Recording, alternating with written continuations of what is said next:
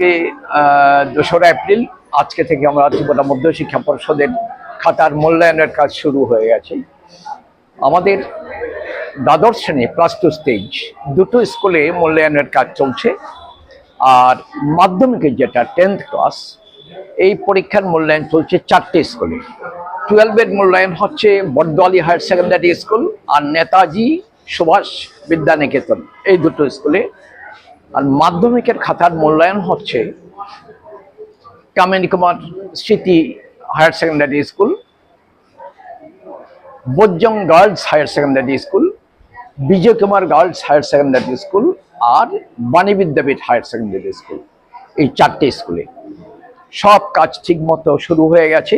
এখন খাতা দেখার কাজ মোটামুটি সবাই শুরু করে দিচ্ছেন। ওদের হেড এক্সামিনার এবং যারা স্ক্রুটিনিয়ার আছেন বা স্ক্রুটিনাইজার এক্সামিনার সবার সাথে মিটিং হয়ে গেছে। বিভিন্ন বিষয় নিয়ে কিভাবে কি করতে হবে আলোচনা হয়েছে। আর আমি একটার পর একটা সেন্টার, যেখানে ভেন্যু, যেখানে খাতা ইভ্যালুয়েশন, এগুলো আমি ঘুরে দেখছি। তো আমরা আশা করছি খাতা দেখার যে কাজ, আমাদের আশা কোনো অসুবিধা হবে না, সব ঠিক মতো চলবে।